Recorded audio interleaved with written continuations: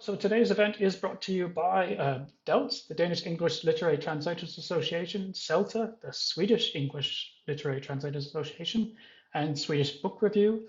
And it is also funded by the Danish Arts Foundation and the Swedish Arts Council. I will tell you a little bit more towards the end, and we'll also invite anyone who wants to join DELT or CELTA or to follow any of the three organizations. Misha will give you some details about that later. I think I'm just going to briefly introduce the authors, and then I will let them maybe add a word or two if there's anything else I've missed out or completely got wrong or that they think is really important that you might know about tonight.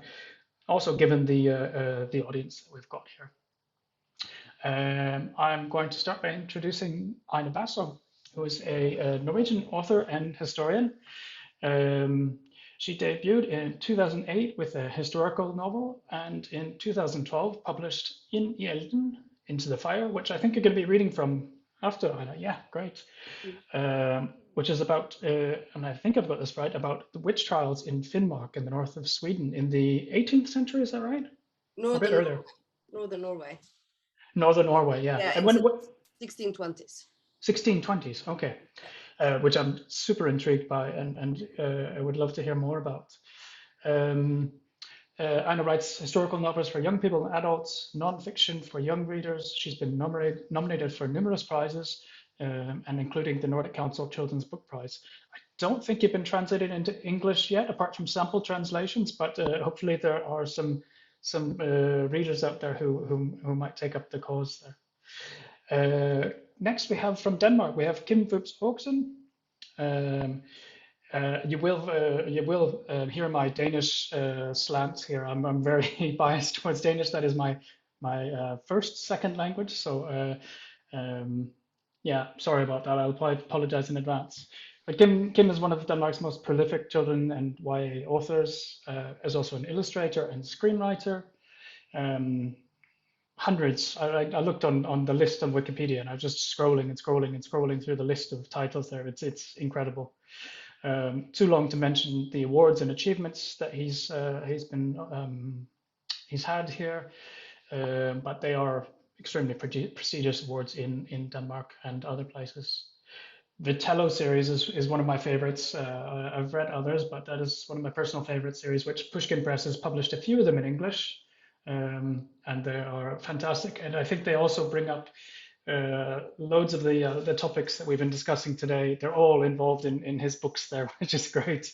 And that they've been published in English is even better. But Kim is going to be reading from a work in progress, as I understand. Yeah. Kristina Sigunsdotter. Sorry if I'm not very good with my Swedish pronunciation. No, but it's pretty good. Okay, thank you. Yeah. A Swedish author, artist, and playwright. Winner of Sweden's August Prize in 2020, which is a very prestigious prize, as I understand it. Also an extensive list of titles, but also written plays and collections of poetry. The book that we're going to be looking at today has been published by Gecko Press in New Zealand and translated by Julia Marshall, who was on our earlier panel. She's also there we go. Oh, thanks, Kristina. She's also the co-founder of the press there, so that's also been really interesting. But Secrets of Cricket Karlsson or Humlan Hanssons hemligheter. Again, dodgy accent. Yes. Yeah, so I'm really excited to be hearing a little bit more about that, and we've got a few interesting things, not directly text related, but I think things that translators will come across when they're transferring a book from one culture to another. So I think that's it. Aina, have I forgotten anything about you? Anything you'd like to add about yourself to my short introduction there? About me? Yeah. No, I think it was just fine. Yeah. Okay.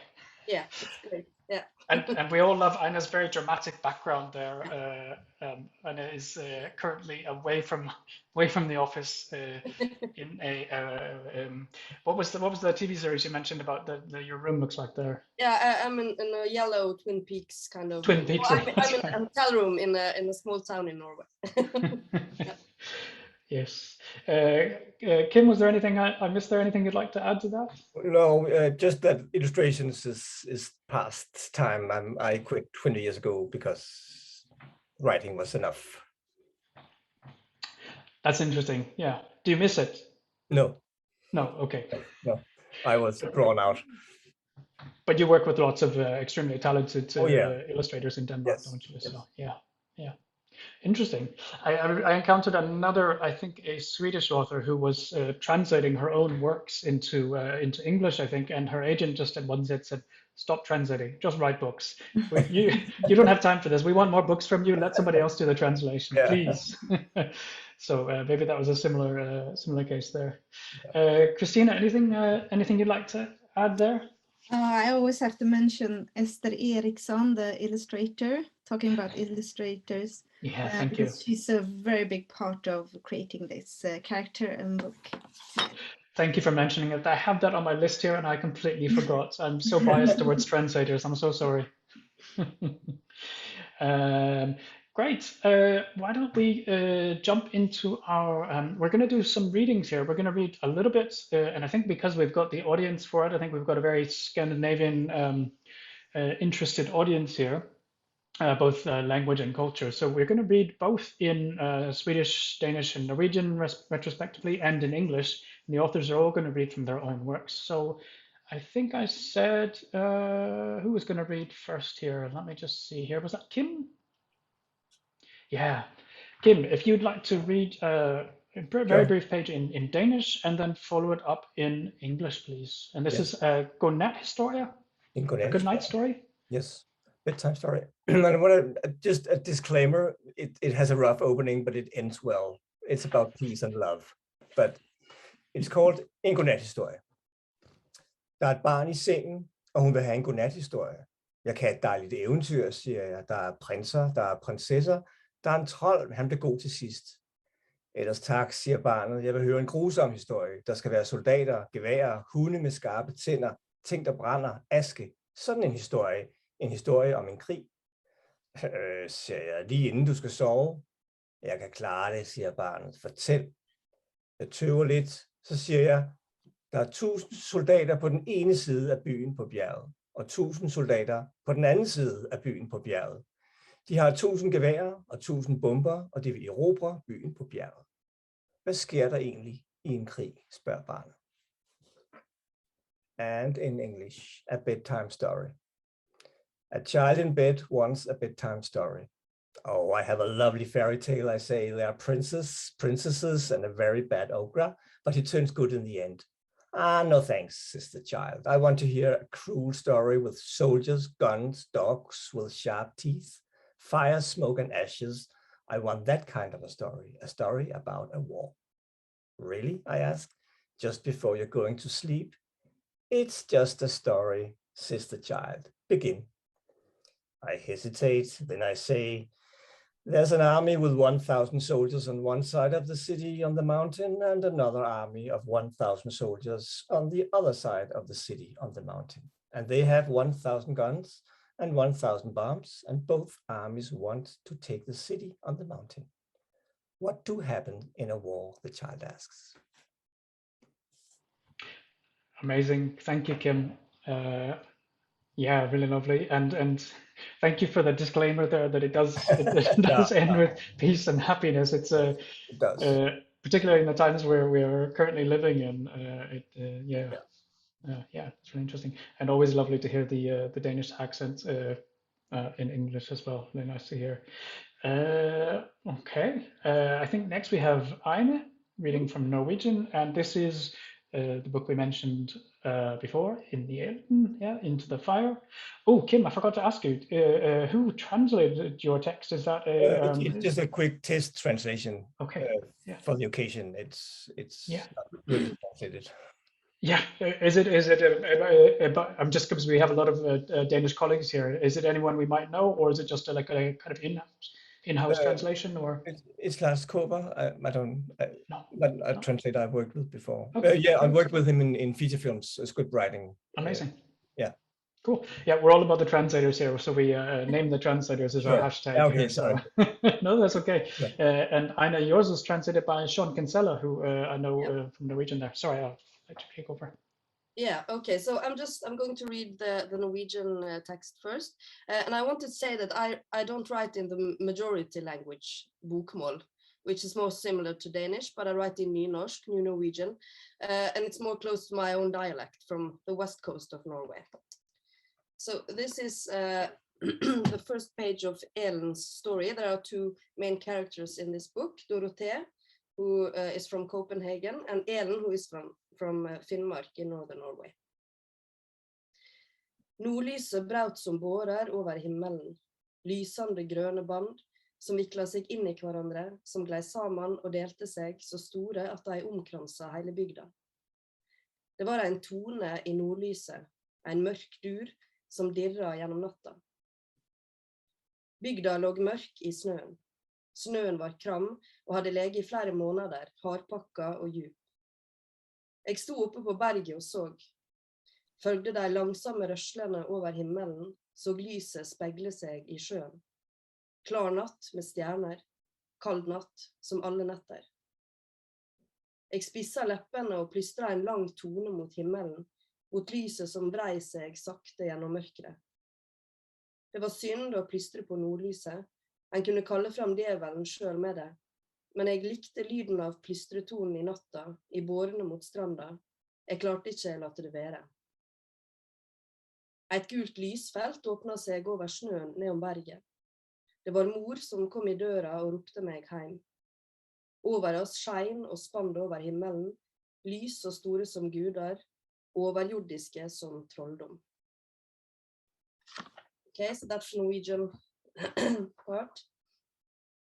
So this is translated by Sean Kinsella, but actually today I discovered an error, so I've just corrected very small. It's a very small sentence. Okay, I'll try to read. The northern lights billowed like waves across the sky, bright green bands entangling themselves in one another, then drifting apart, so large they encompassed the entire village. There was a sound to the northern lights, a dark hum that quavered through the night. The village lay dark in the snow. The snow was wet and had lain for months, deep and packed hard. I stood atop the hill and looked out. I followed the slow shifting movements across the sky, watched the light reflect in the snow. A clear night with stars, a cold night like all nights. I brought my lips together and whistled a long note skywards, toward the light twisting slowly through the darkness. It was a sin to whistle at the lights. One could summon forth the devil himself by so doing. But I liked the sound of the whistle in the night, the sound of it in the waves on the beach. I couldn't help myself. A patch of yellow fell across the snow below the hill. It was Mother opening the door and calling me in. It shone and spun across the sky above us, a light as great as God's, as supernatural as sorcery. Thank you. Amazing, thanks, Aina. Very lovely. Those little errors happen to the best of us. So yeah, it does happen. Sometimes until you're reading it like 3 times later, and you're like, "Ooh, actually." Amazing, thank you. And Kristina, reading from Swedish. Yes, I sort of got lost there. It was so beautiful. Yeah. Kristina, I'm going to show your list, but I think I'll wait till you're reading the English, and just when you get to that part, I'll share the screen there that you wanted us to have a look at there, okay? Yeah, that sounds perfect. So first, Humlan Hanssons hemligheter, kapitel 6. Skolan var lika rutten som vanligt. Nor undvek mig hela dagen. Jag tror det i alla fall, för själv så undvek jag alla. Låste in mig på toa på rasterna för att slippa visa upp mitt ensamma tryne. När jag kom hem höll mamma på att städa på vinden. Jag kunde gott hjälpa till, tyckte hon. Allt som vi inte skulle spara eller ge bort till myrorna eldade vi upp i en stor tunna i trädgården. Det var faktiskt så roligt att jag till och med glömde bort att tänka på Nor. Det roligaste var när vi rensade i skåpet mamma hade när hon pluggade till ekonom. Hon bodde i en studentkorridor som alltid luktade fisk för att en kille stekte sina fiskpinnar i brödrosten. Sen dess kan inte mamma äta rostade mackor utan att vilja kräkas. I skåpet hittar jag en skokartong full av gamla vykort till mamma från en kille som heter Mats och var i madrass. Han var alltså inte instängd inuti en madrass utan befann sig i staden Madras i Indien. På ett av vykorten fanns ett foto fastklistrat. Mats i madrass låg med huvudet i mammas knä. Han hade långt lockigt hår och guldringar i öronen. Mamma såg ung ut och hade glitter i blicken. När jag frågade mamma om Mats i madrass blev hon illröd i ansiktet. Sen blev hon sur för att jag rotade bland hennes saker, låste skåpet och sa att vi hade rensat färdigt. Mammas älsklingssyssla på hela jorden är att rensa. När hon gör det får hon nästan samma glitter i blicken som när Mats i madrass låg i hennes knä. Nästa gång hon fyller år så ska jag ge henne en låda full med skräp som hon kan rensa. Det värsta är när mamma får för sig att rensa på mitt rum när jag inte är hemma. Då slänger hon alltid bort jätteviktiga saker. Som till exempel skulpturen Självporträtt av 2 vilsna själar som Nor och jag gjort av tuggade tuggummin. Det tog flera veckor att göra, plus att Nor fick inflammation i käken. Helt förgäves. Jag har inte vågat berätta för Nor att mamma slängt den, inte för att hon skulle bry sig nu. Vad jag saknar henne. Den enda som vill vara med mig i skolan är vanten. Men han är så tråkig så klockorna stannar. Dessutom är han rädd för precis allting. Saker vanten är rädd för. Katter, hundar och fåglar. Parkeringsplatsen bakom skolan. Gamla plåster. Dörrhandtag. Omklädningsrum. Hoppa bock. Gå balansgång. Bollsporter. Leverpastej. Vuxna människor. Alla utom sin mamma och mattanterna. Spisplattor, insekter, plasthandskar och presentsnören. Thanks, Kristina. And now the English. Yes. The Secrets of Cricket Karlsson. School is as horrible as ever. Noah avoided me the whole day. At least I think so, because I avoided everyone. At break times, I locked myself in the bathroom so no one had to see my sorry face. When I got home, my mother was cleaning the attic and asked me to help her. We burned everything we weren't going to save or give to the city mission in the garden incinerator. It was so much fun I even forgot about Noah.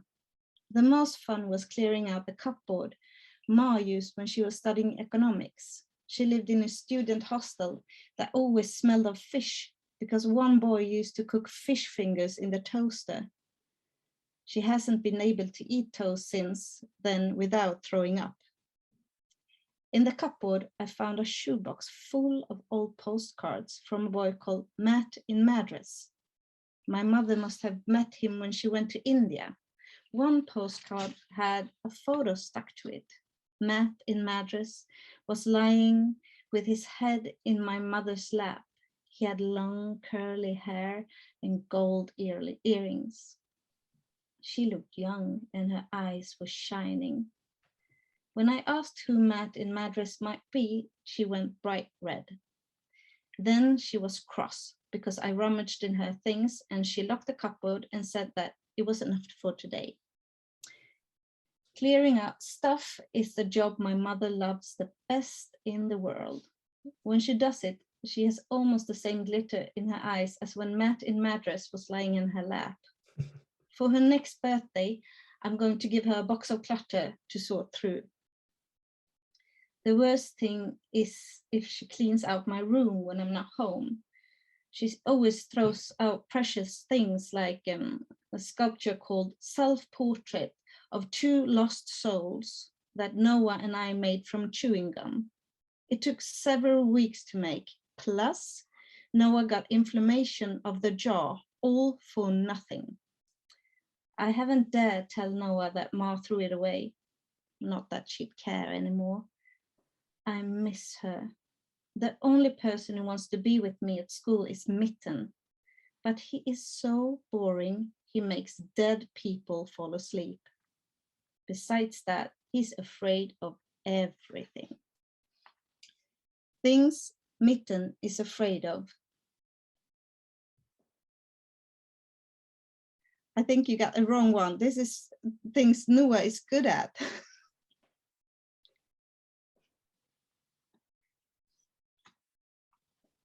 But maybe I can hold it like this, or is it the right way? Mm. Okay, things Mitten is afraid of. Cats, dogs, and birds. The field behind school, toenail clippings, door handles, the changing rooms, jumping the box, going on the beam, ball sports, liver paste, grown-ups, except his mother and the lunch ladies. Stove elements, insects, plastic gloves, and gift ribbon. Amazing. Thank you so much, Kristina. I'm so sorry I got the wrong image there. This worked out well. Yeah, it looks quite nice. Thank you so much for all of those wonderful readings. It was really fantastic and just amazing to hear all the three main Scandinavian languages spoken here. Yeah, really lovely to hear that. I hope everyone in the audience enjoyed that. Yeah, really nice. Interesting to hear also reading in your native tongue and in English there. Sometimes I was picking up on different voices. I don't know if you do that. I do that sometimes. I have a different voice when I speak in Danish or try to speak Norwegian.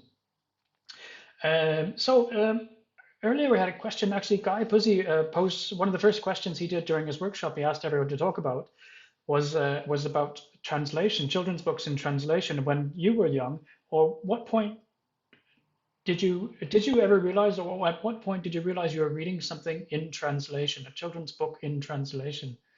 I don't know if anyone would be able to answer that. I don't think I realized that I was ever reading anything in translation till a very late age.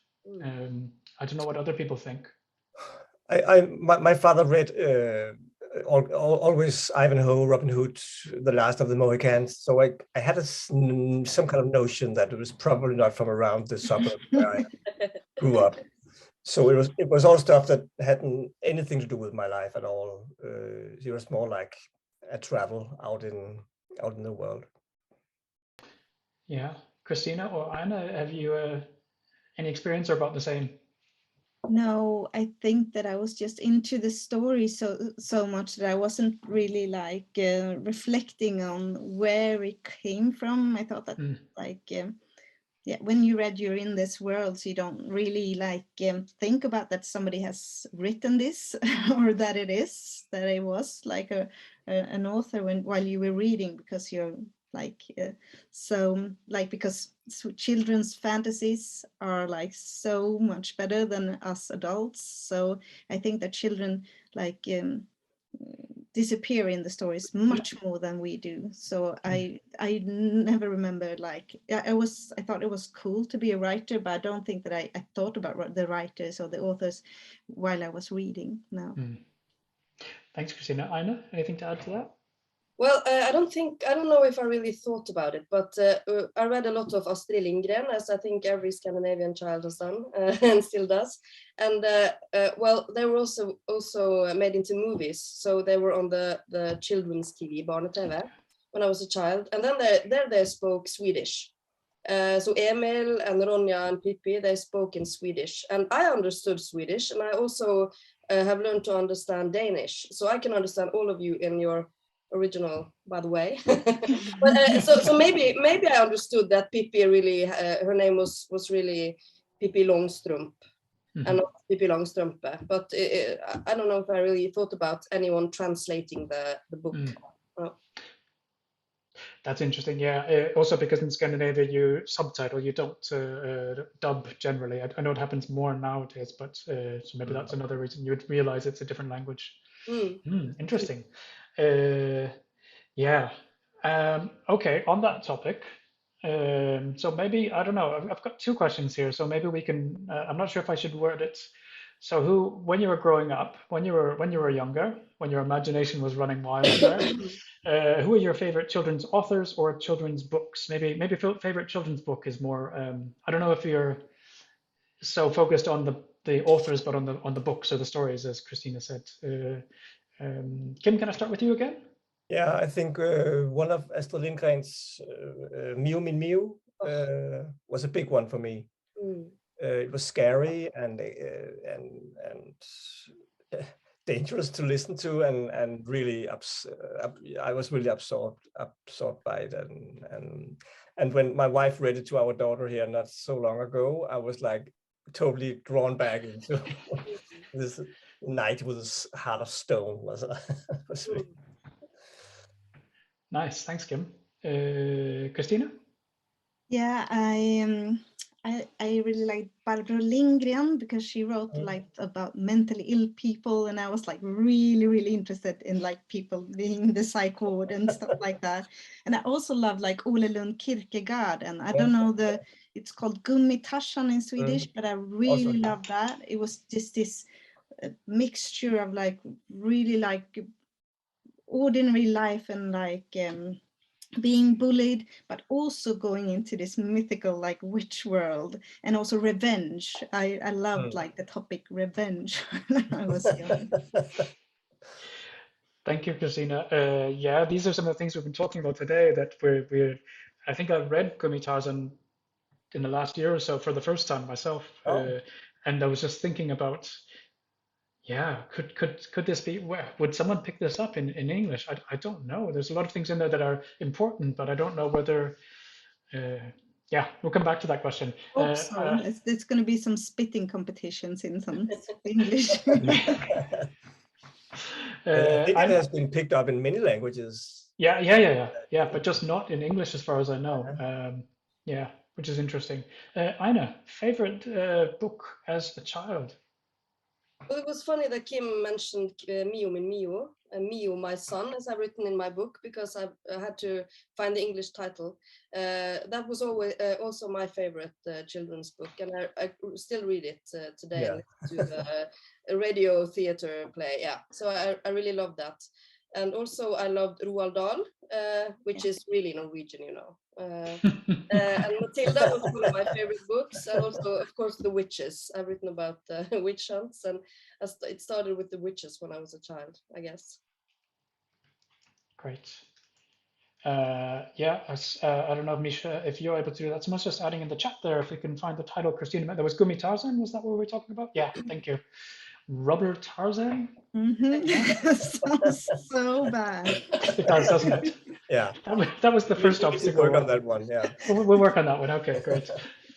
Spitting contest. We just call it that, spitting contest. Thank you for that. Maybe just a quick follow-up on that. What about now? What's your favorite children's book? I know, Kim, you mentioned you read to your children. As children's book authors, do you still read children and let's not forget young adults book, YA fiction? What is your favorite current favorite children's or YA book, Kim? I'm very much into Tove Jansson and Mumitrollene. I never was introduced to it as a child, but I found them later on as a father, and it's so. I mean, I really like this strange, exotic tone of our frontier in Scandinavia. She's really something. Yeah, they've really had a resurgence in the UK. I believe they're really not just as the books, but just popular culture, the images. Yeah. I'm mixing things up a bit here, but Aina, how about you? Favorite book now? I have a 4-year-old now, so I read a lot of picture books. So my favorites now, I think it's Anna Fiske, who is originally from Sweden, but she lives in Norway and writes in Norwegian. And she's an illustrator, and she makes a lot of non-fiction books about how to make a baby, how to how to be an adult, and many things like that. And she's really wonderful, just both as an illustrator and as a writer. And then there is Kari Stai, which has written a series of books about one character that only can say yes, Jakob, and one that only can say no. So that's like, so it's Jesper and Noper, I guess, in English. I don't know if it's actually been translated. But, I think it has. Maybe one book. Well, yeah. So I really Yeah. love her as well. Great, thanks, Aina. And we'll turn it to, and I think your book about how to make a baby, I think that was mentioned earlier as well. Yeah. Kristina, how about you? Favorite children's book now? Yeah, well, I'm like really into illustrated children's books. I can't like say that it's my children's fault that I read them, because this is like a big hobby that I have. I think it's like when an illustrated like book is good, I think it's the best form of art, where like poetry gets to get like a blossom and like it can be super crazy and mad, and I just love it. And I love like Jon Klassen, really simple illustrated books where it's like philosophical in the way that he does it. And also Lisen Arboge taking up like big like philosophical questions in a very fun way. And also Pia Lindenbaum, I really like her, and like going a bit mad reading those books. That's what I really enjoy. Oh, thank you, Kristina. That's really interesting. I wonder if there are other people out there who cannot blame their children for the children's books that they read. Are there other people out there that read children's books for themselves? Anyone want to comment in the chat? Also, if anyone is, I know the authors are very busy focusing on this now, but if anyone is familiar with the authors' names or the titles that are mentioned, please pop them in the chat. Yeah, there we go. As Mia was just saying that. Feel free to add the titles and the authors' names in there. I don't know if Misha knows all of these, so we will do our best. No, nobody's claiming to read children's books. Oh, there we go. There we go. Okay, great, Elizabeth. Thanks. Elizabeth says she is a children's librarian just for that very reason. Excellent. So getting maybe a little bit more onto the theme that we've been talking about, bringing Scandinavian children's voices into English. Maybe we can talk about the voices you use for your children. When you write them, who are you writing for? And I'm maybe also interested in, are you thinking of a very local specific audience, or are you thinking of a possible wider audience? Are you thinking about maybe what if it's translated, or yeah, I won't go any further than that. But so who do you write for, and how narrow, how broad is that audience? Maybe I'll mix things up a little bit again here. I'll start with Kristina. Well, like when I'm actually writing, I don't think about who's going to read it, because then I will get really like boring in my writing, because I start to think about being rich and stuff. And I want to create like magic stories, so I have to concentrate on that. But like this is being like it translated into English now. I've had publishers like telling me like this with like nudeness and sex, everything that has to do with those things are really hard, because it's a lot of those things in Cricket Karlsson, where we had to change and take away stuff. Yeah, here you see the different. Yeah. Here you see the different from the Swedish, the horse girls, and even though they are like half animal and have this horse head, the illustrator had put clothes on them in the English translation, where you see they got shirts and tops on there. Yeah. And we also had to change like when she has this like we call it the wolf hour in Swedish, where you wake up like just before dusk, and then that's morning, right? Yeah. Just before dusk, and you feel this anxiety, and you're not really sure where it's coming from. And she goes out and she throws like water-filled condoms from a bridge to release her anxiety. And this had to be changed into like water balloons. But I had to change it into a cucumber as well to make it a little bit fun. But then when they told me all these things, I was like, you like, I should really like avoid this, but in my next like the nakedness and everything, I should really avoid this. But then I find myself writing my next series that is called Bim's World, and it's from 6 to 9 years old. And then it's this girl who grows up with a mom who's a naturist and walks around naked the whole time and like half mentally ill. So I just can't do it. It's like this anarchist in me that has to do It's like a provocation. the opposite. So yeah. Great, thanks, Kristina. That's interesting. Yeah, that definitely comes up. Aina, can I ask you the same question? So yeah, who do you write for? Are you as confrontational as Kristina, or? Well, I guess I am, but I haven't been translated into English, so maybe that's why. I don't know. I've been translated into French and Danish, and soon Serbian, actually. This is the book I read from before. I write about both witch burnings and incest. It was my first young adult novel, was about incest in the 1730s. When it was the death penalty for both parties. So, well, as I write for young adults, I don't really have to try to make a child's voice in my head. And I don't really think about the specific person, but I think I might be writing for the one I was when I was young. I was very interested in everything that had happened before in the past. I didn't know that it was called history. And I was also very interested in reading books about difficult topics. Of course, I like to read the fun stuff, and I like the exciting stories. I even enjoyed reading crime stories, but I like to read about people having, eating disorders or experiencing bad things at home. So I guess I'm just trying to find the voice of a person who is young and who lived many hundred years ago. So I have to go into the mentality of the time and also try to find out what would a 14-year-old know in 1730 about anything. Could she read or write, for instance? No, she couldn't. So there are many things like that that I think about. And I imagine that must be very specific to writing historical works like that as well. Yeah, yeah. That's an interesting. Well, I guess that must help in some ways, having those constraints there. Yeah. Yeah, so it's the same if I write for adults as well. So I just I just adjust the language. Yeah. Yeah. Great. Kim, over to you. Who do you write for? Do you have a particular audience in mind, or do you have you've been translated into English and into many other languages, I would assume. Do you think about that? Does that come into play when you start writing your next book? No, I started writing children's books without knowing any children because I was so young. So there were no kids around in my environment. And so I had to trust my own taste and the language that I could find.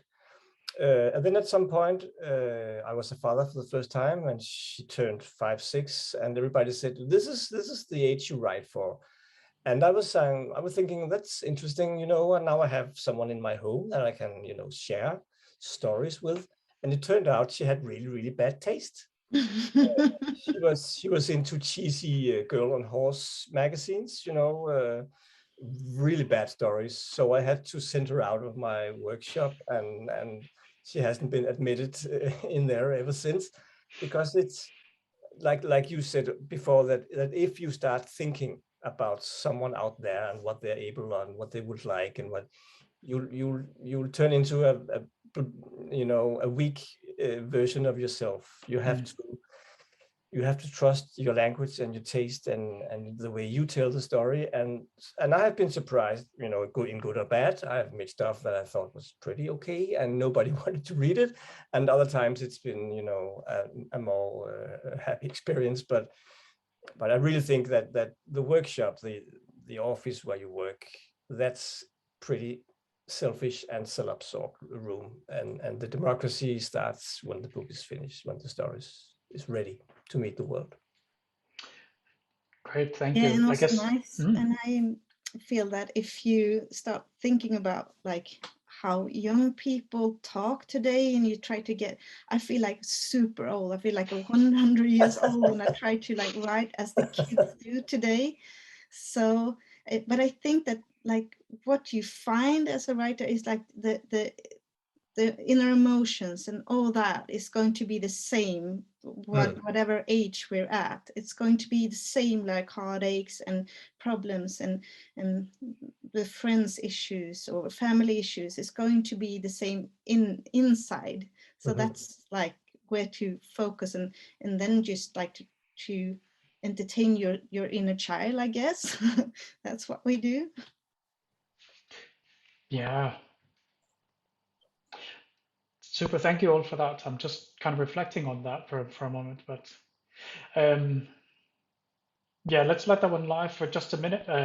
I'm just looking at the time here. We've got I'll just ask one more quick question, and then we'll get into some questions from the audience. If you've got anything you're dying to ask, feel free to pop it in the chat there, or you can wait until I invite you to ask a question, and you can ask a question yourself. I think Misha will try and find you in the audience and put you on screen if you like. Yeah, we were talking earlier in our earlier sessions about the kinds of things you write about, the topics you write about, maybe taboos and what is a particular Scandinavian style. That was more with illustrations, I think we were talking about. But I feel like,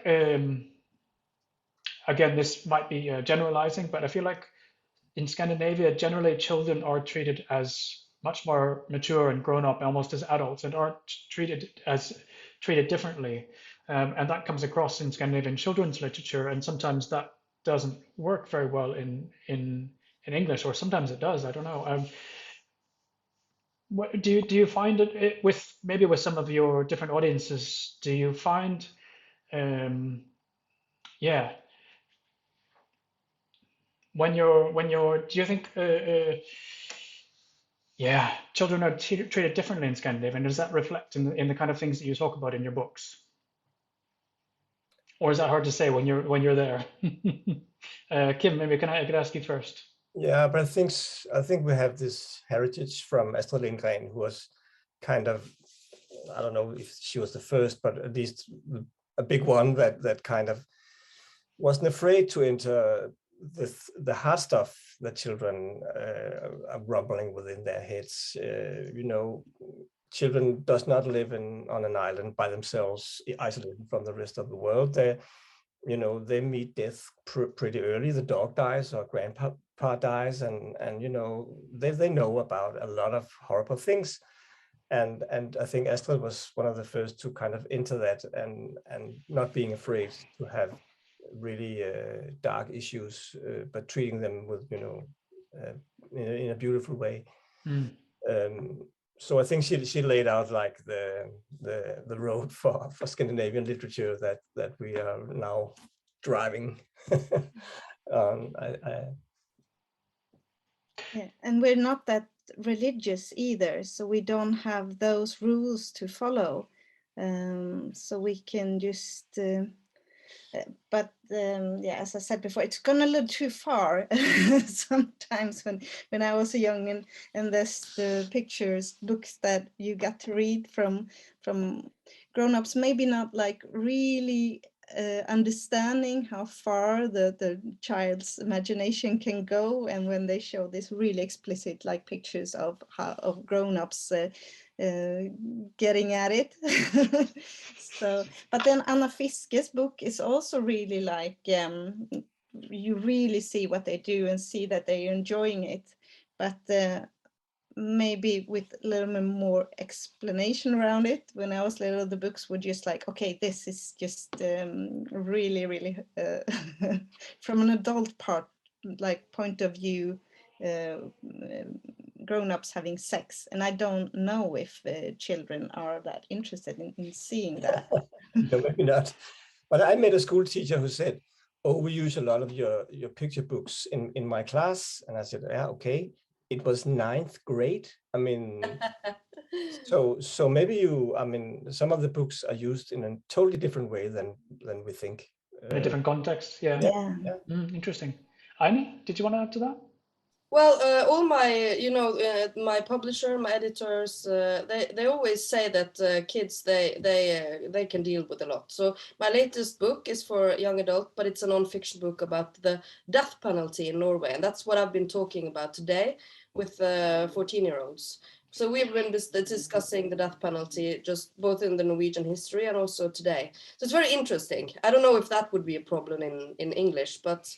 Well, that's kind of the thing they say here. They watch lots of movies that have lots of violence in it and sex, and they play video games, and so why shouldn't they read a novel or something like that who talks about those issues in a nice or in a serious way? And I think like writing to children, you can go pretty far in how horrible things are and scary. But then I think it was Astrid Lindgren actually who talked about this too, that in the end, you gotta leave the child with a little bit of hope. Yeah. So because of the child's imagination, you need to like give it some kind of warmth and hope in the end of the book. So I get so mad when I hear parents reading my book and they say like, oh, we just managed to like the middle of it and then we just couldn't read anymore. And then they destroyed all that because you need to go to the end of it or don't read it at all. Yeah, and we definitely need to hear the ending of Kim's story to get a little hope back into our days as well. Great, amazing. Thank you for there was a slightly vague question there, but thank you all for responding to that.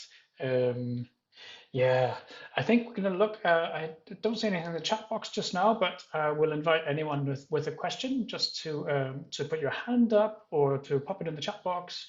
Or if you'd like, you can just take your turn your microphone, turn your sound on, and pop in with a question there. Any burning questions at the moment? I can't see everyone here, so I'm just checking.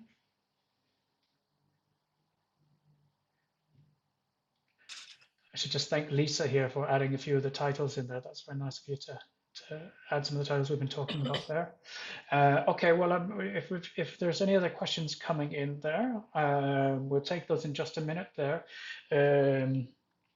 Yeah.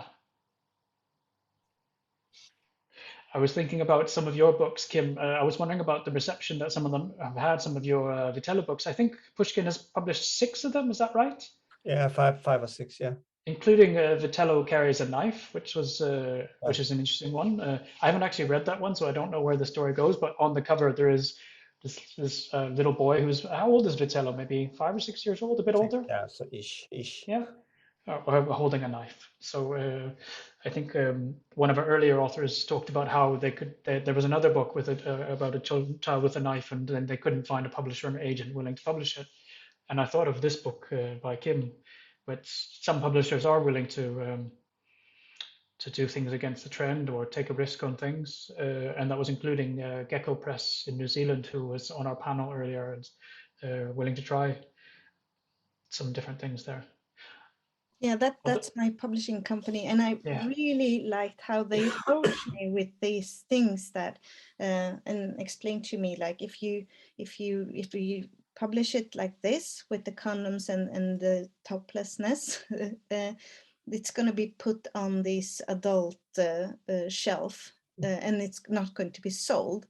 So we worked together, me and Julia Marshall, my translator, a lot to like come as far as we could go. And I really liked how we approached it as like a team, me and Gecko Press, to be like, yeah, this is as far as we can go. And it's like, you have to pick your fights here. Like, let the cricket see the states, or be like, no, I have to keep this and this and this. And then you see in like 10 years, maybe there could be like an uncensored version of this. Writer's edition. With non-topless horses. The funny thing is, because I'm a scriptwriter, I work in feature films for grown-ups. We have exactly the same discussions. Could we have more light in the end? Could we have more sympathetic characters? Could we be nicer? So I think maybe it's not that different, children from adults. Everybody likes a little light in the end of the story. Yeah, thanks, Kim, for adding on to that. Do have a question here from iPhone 2. Thanking you for this wonderful talk. How do you balance the messaging part with an engaging narrative arc for children that is not be didactic about important serious issues? Thanks, Saba. So balancing the message of the narrative. Did you have a message when you start writing a book? Is it or is it just is it the story or the message? Is that maybe that's more a way of looking at it? Sorry if I'm interpreting your question wrong there, Saba. No. I think if you have a very clear answer, you will have problems writing a good story, because the story will be just a way to get to that answer. I think the easiest way to get into a story is not being quite sure where it will end, or having a question that's hard to answer. There's maybe more than one answer. I think that gives the best journey for the writer, to explore and see what's happening. Sometimes you end in a blind alley and you're not able to finish the story, but I think often you find an ending that's open, but giving satisfaction to the reader and to the writer. I think because some of the books from the 70s, they had a clear answer, and they were just telling the story to get to that. And this is why they're not readable today. Yeah, that's an interesting. I mean, I guess we get into authors writing on different issues, like on climate crisis or things like that, where there is a strong theme at least, but maybe that's not the same as a message there. Kristina, Aina, did you want to add in? When you start from where it burns inside, I always thought, like, I think Monica Fagerholm told me to write from the fire within, and the fire within is probably where my moral lays, like what message I really, really, really want to tell. So I don't think that I need to think about it that much. It's just where it feels like this is something that I have to tell the world, I guess. So it comes automatically, the message. Yeah. That's great. Thanks, Kristina. Aina, did you have anything you wanted to add on that? I know we're just about to wrap up here. If you can stick with us for a couple more minutes. Yeah, well, I don't know.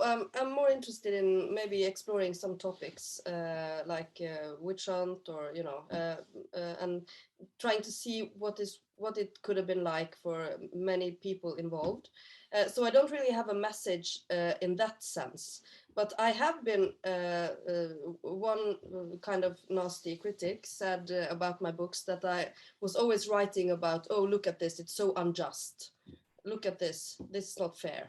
So she was having a kind of very negative way to look at my books, and I was kind of angry by that. But well, maybe it's true in a way, because I write about things that really weren't fair, and I lift them up, and I try to explore what it would be like to live them and to be one of those people involved in that stuff.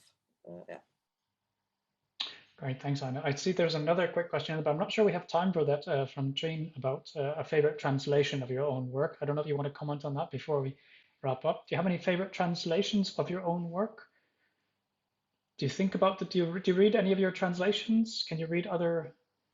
I don't know. I'm so curious about the Arabic translation of Cricket Karlsson, because I can't read it, so I have to. I'm going to try to see what is still there. Yeah, that's going to be interesting. I have some Korean ones, and I just love to look at the lettering of the. Yeah. It's so beautiful, and also it's from the other way around. Yeah. So, what do I know? Aina, anything? Well, I can only read I can't really read French, so I can only read the Danish translation. But I've heard that the French one is really good, and she was very nice to work with. Pascal Mender, I think she's called. She was really, really interested, so that was fun. Right.